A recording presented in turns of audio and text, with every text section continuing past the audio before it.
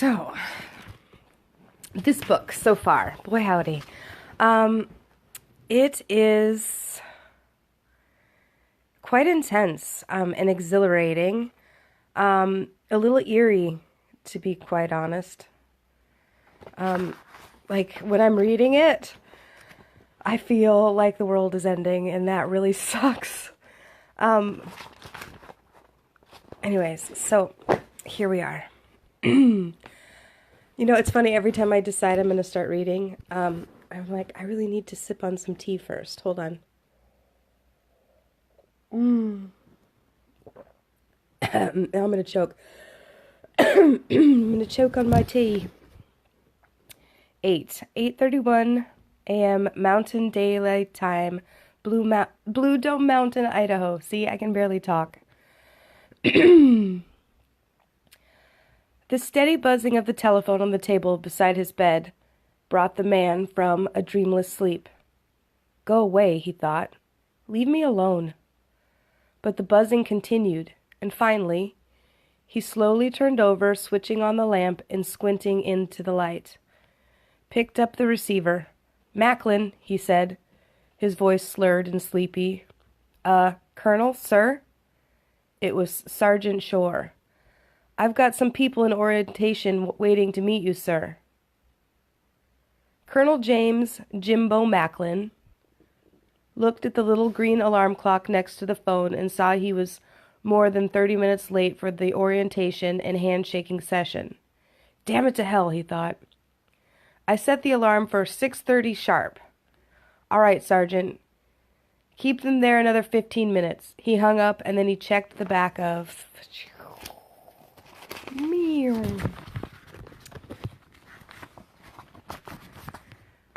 He checked the back of the alarm clock. He saw that the little lever was still pressed down.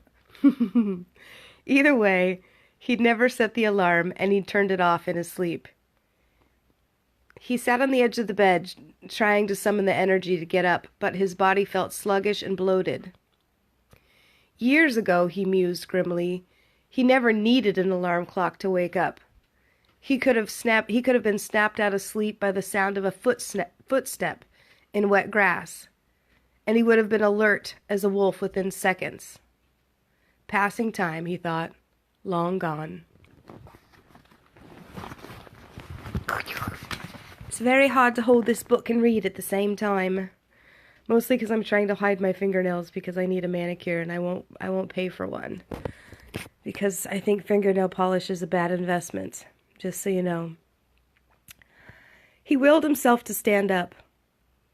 Willed himself to walk across the bedroom, its walls decorated with photographs of Phantom and Thunder Chief jets in flight, and walked into the small bathroom. He switched on the light and ran water into the sink. It came out rusty. He splashed the water on his face, dried himself with the towel, and stood staring bleary-eyed at the stranger in the mirror. Macklin stood 6'2", and until 5 or 6 years ago his body had been lean and hard, his ribs covered with muscle, his shoulders strong and straight, his chest thrust out like chow-bomb armor on the snout of an M1 tank. Now the definitions of his body were blurred by loose flesh, and his pot belly resisted the 50 sit-ups he did every morning, that is, when he had time to do them. He detected a stoop in his shoulders, as if he were being bowed by an invisible weight, and the hair on his chest was sprinkled with gray. His biceps, once rock hard, were deteriorating into flab. He'd once broken the neck of a Libyan soldier in the crook of his arm. Now he didn't feel like he had the strength to crack a walnut with a sledgehammer. He plugged in his electric razor and guided it over the stubble of his jaw. His dark brown hair was clipped in a severe crew cut, showing flecks of gray at the temples.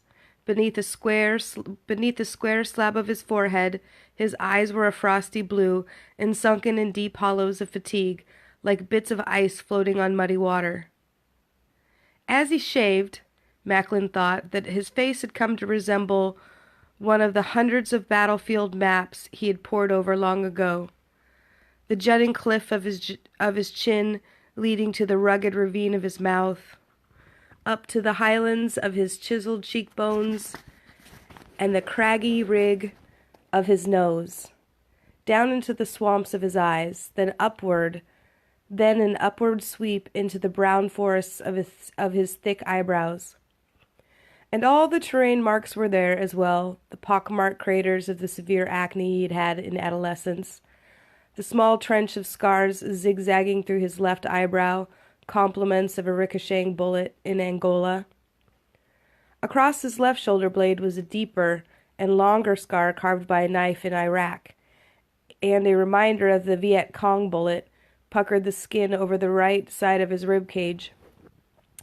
Macklin was 44 years old, but sometimes he awakened feeling 70, with shooting pains in his arms and legs from bones that had been broken in battles on distant shores. He finished shaving and drew aside the shower curtain to run the water. Then he stopped, because littering the bottom of the small shower stall was ceiling tiles and bits of rubble. Water was dripping from a series of holes where the shower ceiling stall had given away.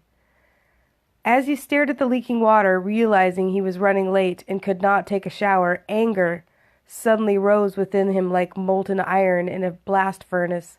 He slammed his fist against the wall once, and then a second time. The force of his blow left a network of minute cracks. He leaned over the sink, waiting for the rage to pass, as it usually did. Steady, he told himself. Discipline and control. Discipline and control. He repeated it a few more times like a mantra, drew a long, deep breath, straightened up. Time to go, he thought. They're waiting for me. He used his stick deodorant under his arms, then went out to the bedroom closet to choose his uniform. He picked a pair of crisply pressed dark trousers, a light blue shirt, and a beige poplin flight jacket with leather patches on the elbows and Macklin printed across the breast pocket. He reached up to the overhead shelf where he had kept a case containing an Ingram gun and ammo clips, and lovingly took his Air Force colonel's cap down. He brushed an imaginary bit of lint off the polished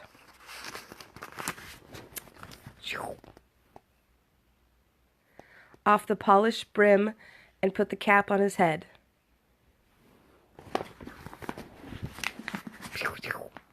I'm like, I have to make sound effects as I try to reassemble my position so that I might read. He checked himself in the full-length mirror on the back of the closet door. Buttons polished, check. Trousers creased, check.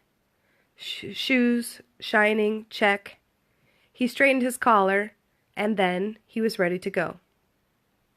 His private electric cart was parked outside of his quarters, on the command center level. He locked his door with one of the many keys he carried on a keychain, then got into the cart and drove along the corridor.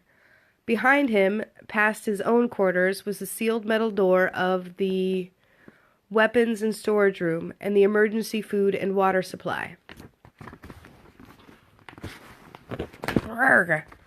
It's a problem with fat books. They're hard to keep in place. Holy heckola. Meow. Aw, man. Oh, seriously. Ugh. I need a book holder. Anyways. Where did I go? I lost my spots. Come back, Spot. Down on the past the quarters. Okay, we'll just start here. Down at the other end of the corridor, past the quarters of the Earth House technicians' employees, was the generator room and the air filtration system controls. He passed the door of perimeter control, which contained the screens of the small portable battlefield surveillance radars set out to guard the entry of Earth House, and the main screen of the skyward trained radar dish that sat atop Blue Dome Mountain. Within perimeter control was also the hydraulic system that sealed the air vents and the lead-lined doorway in the event of a nuclear attack, and the various radar screens were manned around the clock. Macklin guided the cart up a ramp to the next level and headed for Town Hall. He passed the open doors of the gymnasium, where an aerobics class was in session. A few morning joggers were running in the corridor, and Macklin nodded at them as they sped past. Then he was in the wider corridor of Earth's house, a town square, a junction of hallway with a rock garden at its center. All around were various shops, with storefronts made to resemble those in country town. Earth's house town square contained a tanning salon, a theater where videotaped movies were shown, a library, an infirmary staffed by a doctor and two nurses. God dang it. A game arcade and a cafeteria. Macklin caught the aroma of bacon and eggs as he drove past the cafeteria's door, and he wished he'd had time for breakfast. It was not his way to be late. Discipline and control, he thought. Those were the two things that made a man. But he was still angry about the collapsed ceiling in his shower stall. Lately, it seemed that the walls and ceilings in several areas of Earth House were cracking and giving way. He'd called the Osley brothers many times, but they told him the structural reports showed settling was to be expected. Settling my ass, Macklin had said. We've got a water drainage problem down here. Water's collecting all over the ceilings and leaking through. Don't get yourself in a dither, Colonel. Donnie Osley had told him from San Antonio. If you get nervous, then them folks gonna get nervous, right? And there ain't no sense in getting nervous, 'cause that mountain's been standing for a few thousand years and ain't going nowhere. It's not the mountain, Macklin had said, his fists tightening around the receiver. It's the tunnels. My cleanup crews are finding new cracks every day. Settling, that's all. Now listen, Terry and me, we have pumped about 10 million big ones into that place, and we built it to last. If we didn't have a business to run, we'd be right down there with you. Now that far underground, you're gonna have some settling and water leaks. Ain't no way around it. And we paying you $100,000 a year to endorse Earth House and live down there. You being a big old war hero and all. So you fix them cracks and you keep everybody happy. You listen, Mr. Osley. If I don't get a structural engineer to look at this place over within a week, I'm leaving. I don't give a damn about my contract. I'm not going to encourage people to stay down here if it's not safe. I believe, Donnie Osley had said, his Texas accent getting a few degrees cooler. You better calm yourself down, Colonel. Now you don't want to walk out on a business deal. That ain't good manners. You just remember how Terry and me found you, and we brought you along before you start flying off the handle, okay? Discipline and control, Macklin had thought, his heart hammering. Discipline and control. And then he'd listen to Donnie Osley as he told him he'd send up an engineer.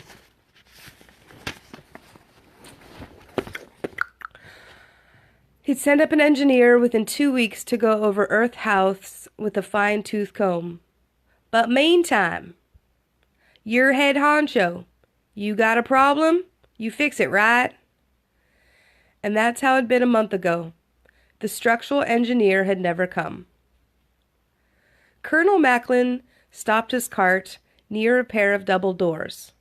Above the doors was the sign Town Hall in ornate, old-timing lettering. Before he went in, he tightened his belt another notch, though the trousers were already squeezing him around the midsection. Then he drew himself up, tall and straight, and entered the auditorium.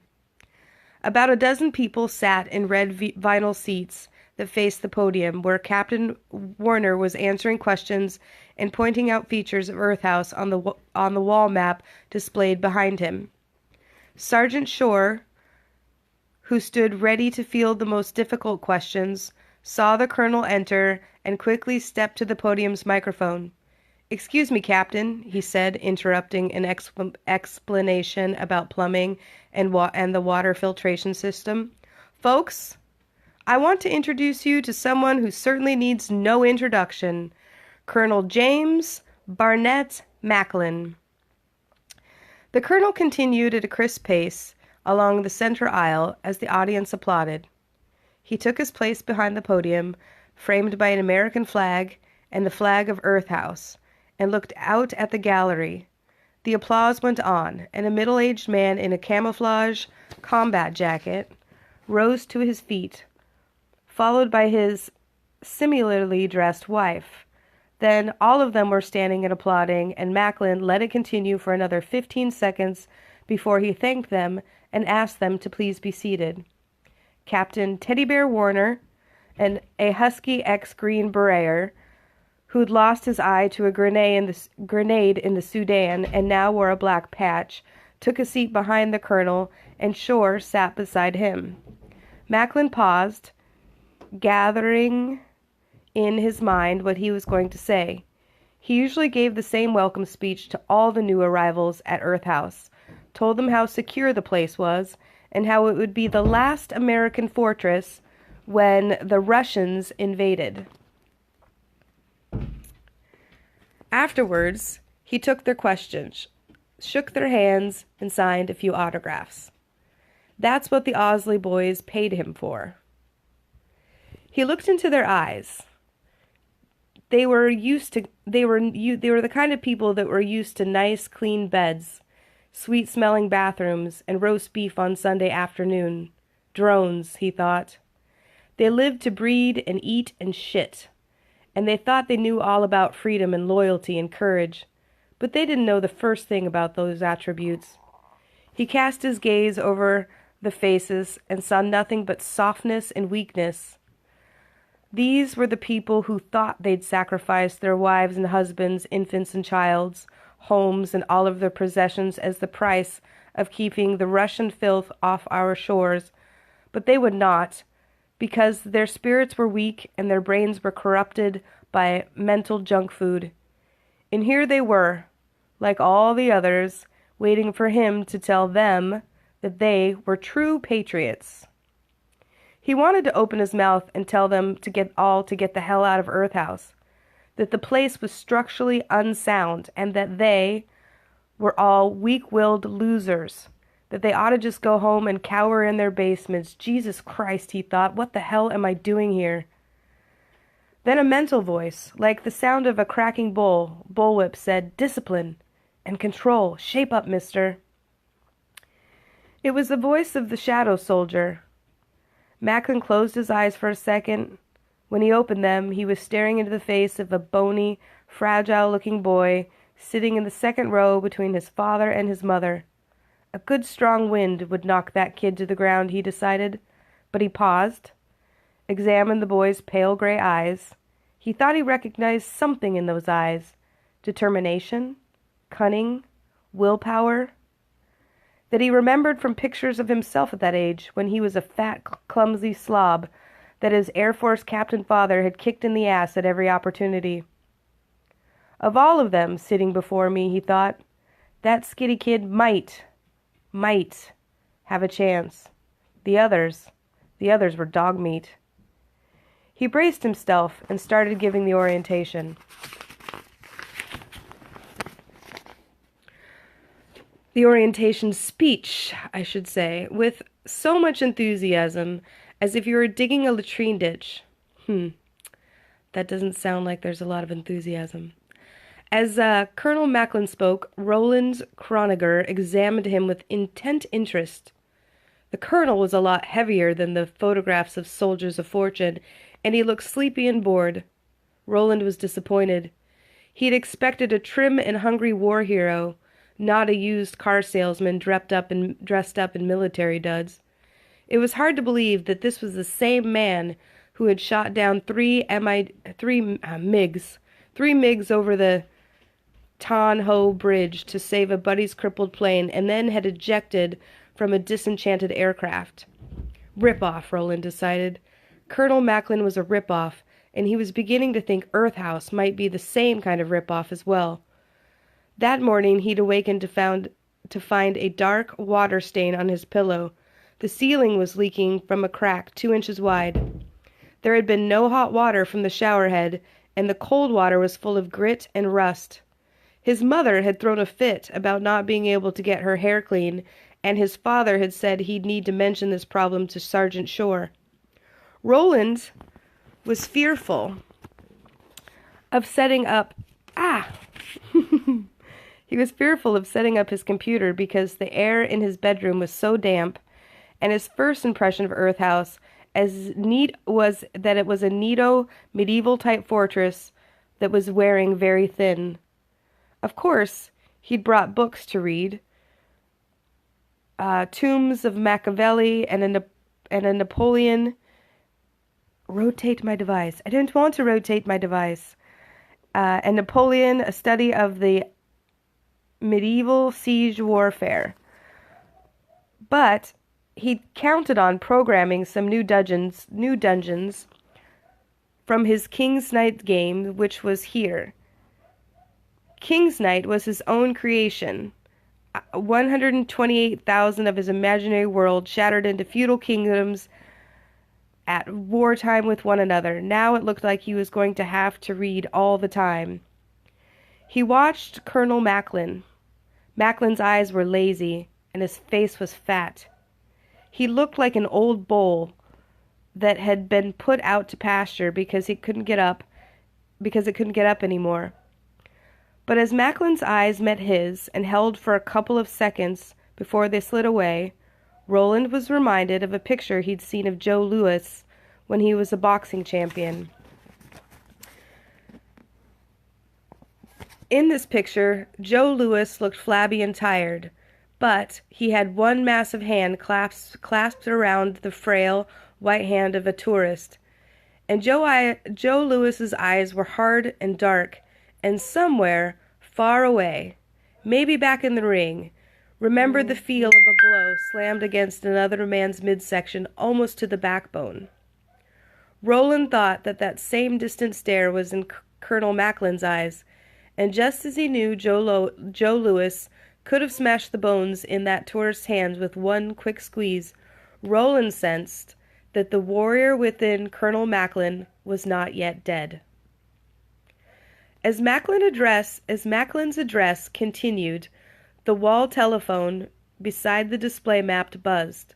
Sergeant Shore got up and answered it. He listened for a few seconds, hung the receiver up, and started back across the platform towards the colonel. Roland thought something in Shore's face had been altered in the time he was on the telephone. Shore appeared older now, and his face was slightly flushed. He said, "Excuse me, Colonel," and he placed his hand over the microphone. Macklin's head snapped around, his angry eyes at the interruption. "Sir," Shore said quietly, "Sergeant Lombard said you're needed in perimeter control. What is it?" "He wouldn't say, sir. I think he sounded pretty damn shaken." Crap, Macklin thought.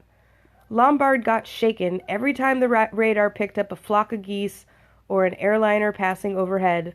Once they'd sealed Earth House because Lombard thought a group of hang gliders were enemy paratroopers. Still, Macklin would have to go check it out. He motioned for Captain Warner to follow him, and then he told Shore to dismiss the orientation after they'd been gone. "Ladies and gentlemen," Macklin said into the microphone, "I'm going to have to leave you now to take care of a small problem, but I hope to see each of you later this afternoon." Wah! Just love this. I gotta find a good position. I lost my position. Book reading position. We're almost to the end of this chapter. But I hope to see each of you this afternoon at the newcomers' reception. Thank you for your attention. and then he stalked up the aisle with Captain Warner right behind him. They drove back in the electric cart the way Macklin had come. Macklin muttering all the way about Lombard's stupidity. When they went into the perimeter control room, they found Lombard peering into the screen that showed the returns from the sky radar atop Blue Mountain Dome. Near him stood Sergeant Becker and Corporal Prados, both staring at the screen as well. The room was full of electronic equipment, other radar screens, and the small computer that stored the arrival and departure dates of Earth House residents. On a shelf above the radar screens, a voice was blaring from a shortwave radio, almost obscured by the crackling of static. The voice was panicked, babbling so fast that Macklin couldn't understand what was being said at first. But Macklin didn't like the sound of it, and instantly his muscles tensed and his heart began to pound. "Move aside," he told the other men. He stood where he could get a good look at the screen. His mouth went dry. He heard the sizzles of circuits at his own brain at work. "God in heaven," he whispered. The garbled voice from the shortwave radio was saying, "New York got it. Wiped out. The missiles are coming. The missiles are coming in over the East Coast. Hit Washington. Boston. I can see flames from here." Other voices surged out of the storm of static, bits and pieces of information, hurling along the network of ham radio operators across the United States and picked up by Blue Dome Mountain's antennas. Another voice, with a southern accent, broke in shouting, "Atlanta just went dead. I think Atlanta got hit. Atlanta got hit." The voices overlapped, swelling and fading, mingling into a language of sobs and shouts, weak, faint whispers, and as the names of American cities repeated like a litany of the dead. Philadelphia, Miami, Newport News, Chicago, Richmond, Pittsburgh. But Macklin's attention was fixed on what the radar screen showed. There could be no doubt about what they were. He looked up at Captain Warner and started to speak, but he couldn't find his voice for a second. Then he said, "Bring the perimeter guards in, seal the doorway. We are under attack. Move it." Warner picked up the walkie-talkie and hustled off. "Get Shore down here," Macklin said, and Sergeant Becker, a loyal and reliable man who had served with Macklin in Chad, instantly picked up the telephone and started pressing buttons. From the shortwave radio, a frantic voice said, "This is KKTZ in St. Louis, calling anybody. I'm looking at the fire in the sky. It's everywhere. God Almighty, I've never seen such a..." A piercing squeal of static and other distant voices flooded into the empty hole left by St. Louis. "This is it," Macklin whispered. His eyes were shining, and there was a little sheen of sweat on his face. "Ready or not, this is it." And deep inside of him, in the pit where no light had shone for a very long time, the shadow soldier cried out with joy.